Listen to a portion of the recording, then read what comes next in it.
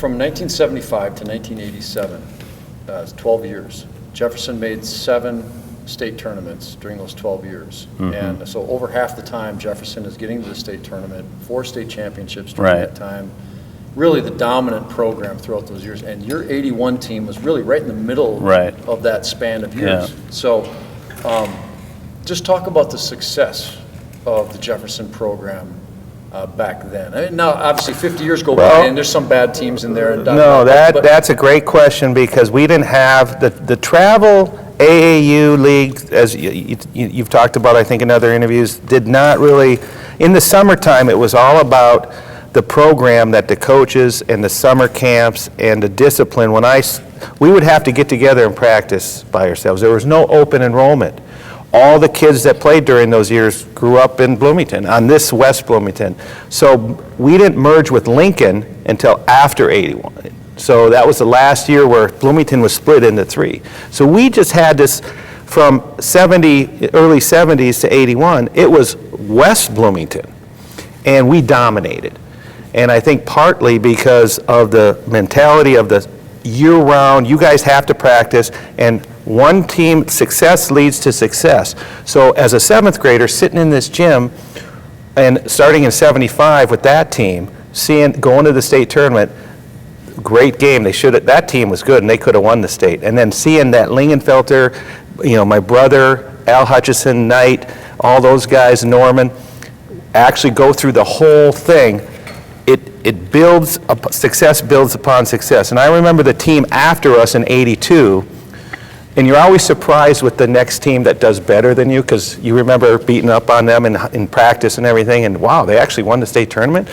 They were a lot better than I thought they were, and they did better than us. But they said, following us, making it to the state, motivated them that they can do it. So I think it started with that mid-70s, and obviously we had the talent in here that grew up, but it was the year-round mentality starting from the coaches on down, working with the younger kids, having those summer camps and drills that made this an all-around great program, in my opinion. Yeah, I think I couldn't agree with you more, because it was this getting into 7th grade travel basketball, right? And I think our first team I think there was a 7th, an 8th, and a 9th grade team that all started at the same time that year.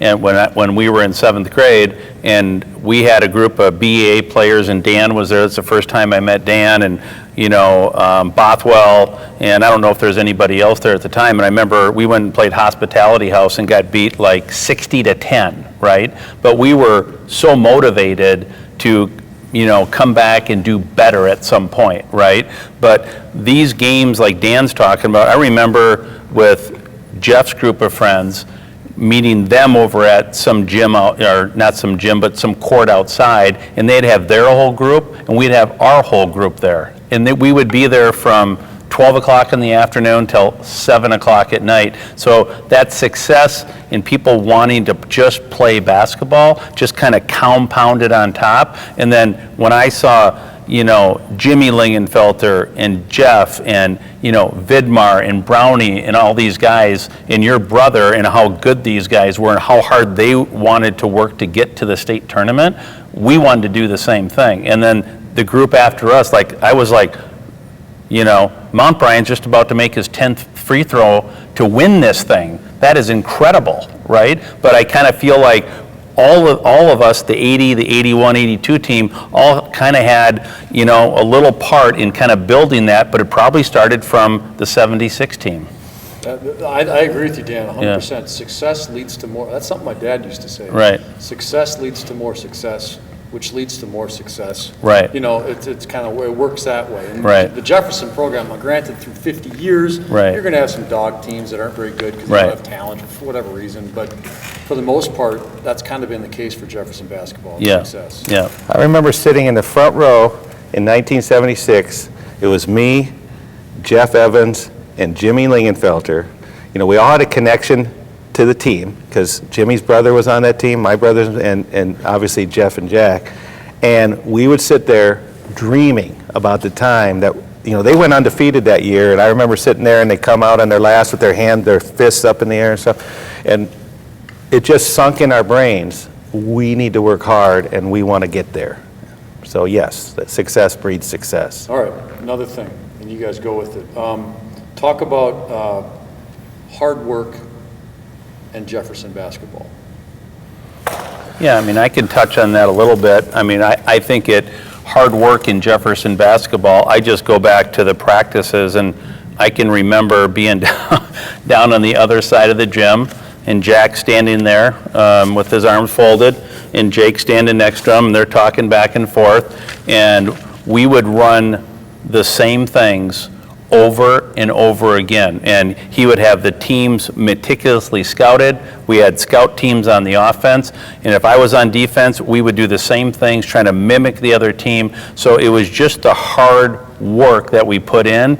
Again, I remember the practices almost more than the games, because it was super hard work, but it was super rewarding too, because we just worked that hard. And I think that just led to, when you get in the game, everybody knew exactly what they were going to do. If you look at our team, I'll take myself as an example. I was not disciplined in the classroom. I was not disciplined outside. What this basketball and the discipline that this program, the coaching staff gave Dan Brattland, is structure and character. And if you look at some of the graduates of this program, when you meet them outside as adults now, when I run into them, you look at the quality of their character. I think it comes from this program.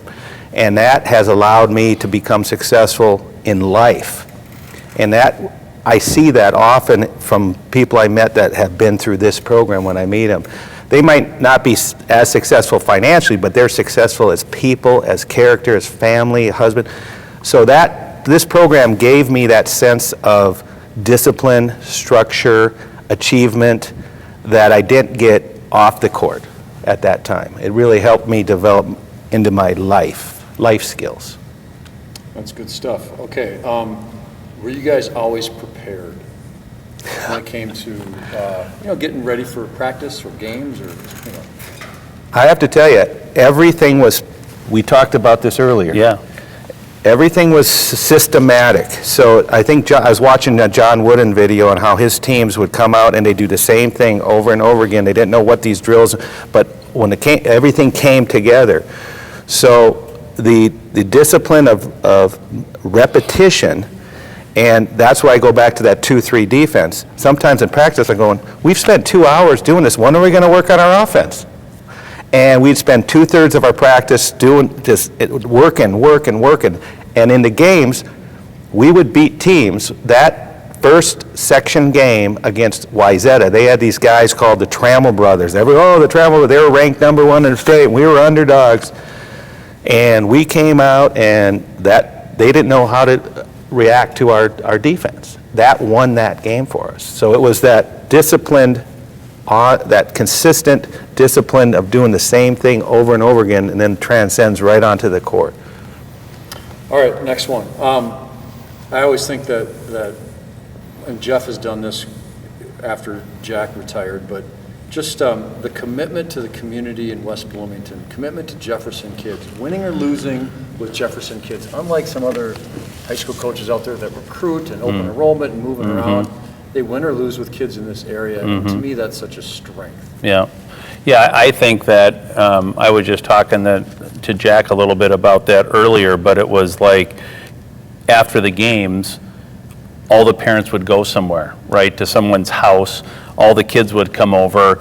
Like my parents and Dan's parents became best friends, and then were best friends for ever after the basketball season. So, for the kids in the community, getting back in '81 to get the parents involved and having this thing called a backcourt club. I remember this room upstairs up here where the parents could go in, the nice banquets that we had. I think it just all leads to that. And then you get all the other kids coming up through the program that get to see all that. I just think it keeps the community, the players, the parents, and then all the friendships that came out of it. And even the friendships with, the players' parents was they all hung out together. After the games, before the games, it was just kind of a Bloomington, Jefferson community. I also look at, after we left when there was open enrollment, and when I was following the team, Jack, they've had some real talented players that could have went to a different program. They made a decision to stay here for a reason, because of that rich history, that commitment, that loyalty. There's something special about what they built in this program. There's no doubt about that. Well, that kind of leads, I don't think I talked about aura yet, did I, Jimmy? No. Okay, here's another big one, you guys, especially during your time, 80s and my time. The aura, how people perceive in my opinion, it was the premier basketball program in the state of Minnesota. And I think a lot of people looked at the program that way. Do you think there was an aura around Jefferson basketball, during those days?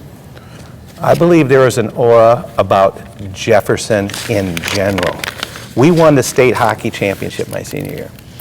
We also came in second in football. We were a powerhouse team. There was an aura. I look at, we were a big school, but remember, we were one of 3 schools in Bloomington. Can you imagine if we had 1 school in Bloomington? But the aura that Jefferson had over, and I've got lots of friends that went to Lincoln and Kennedy, there was something about this school. When you walk into this gym, and I would bring friends in here from other schools, and they would walk in here, and they'd say, wow, this is a feeling that you don't get in that 80s, that you don't get many places.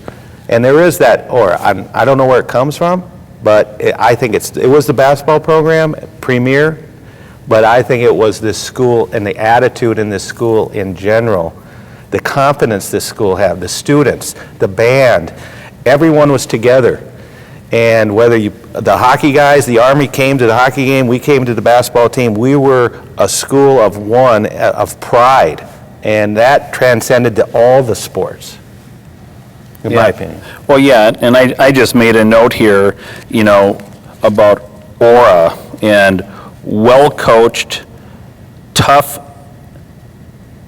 teams, team basketball, right? And it's funny because I've been to some games recently that Jeff has coached, and they come running into the gym, and I don't care what their record is, because they're tough, they're a team, they play together, they're well coached. Every team that they play against is going, we could lose this game, right? And it's mainly because of how organized they are, and just like those things I just said, everything's organized, they're tough, and they're ready to play every game. And I think that's the aura. Like, Jefferson's not gonna beat themselves. They're gonna be right there down to the wire in every game most of the time. And it's a confidence without being cocky. I remember we had a chance during that 81 season to score 100 points, twice.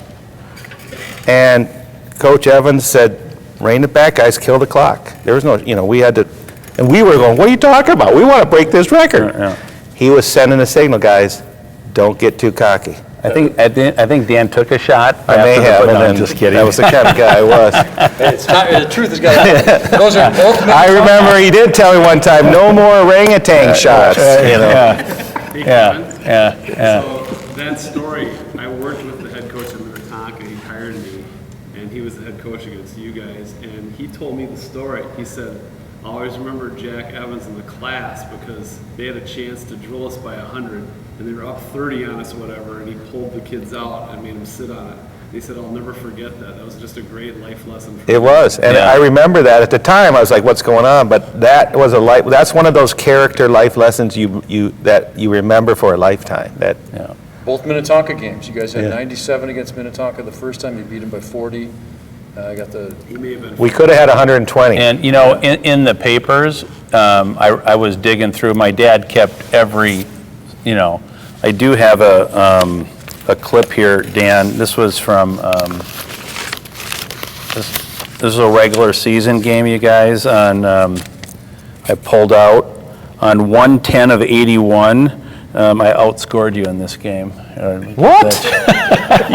Are you kidding me? I bet he had more shot, he took more shots. No doubt, I took more shots than you. I only give that to you because my dad wrote the date on there, and I was like, that's so funny, you know? So I just thought I thought I'd just give that to you. Oh, my God. So, yeah. Hey. Thank you. Thank you. All right, so let's.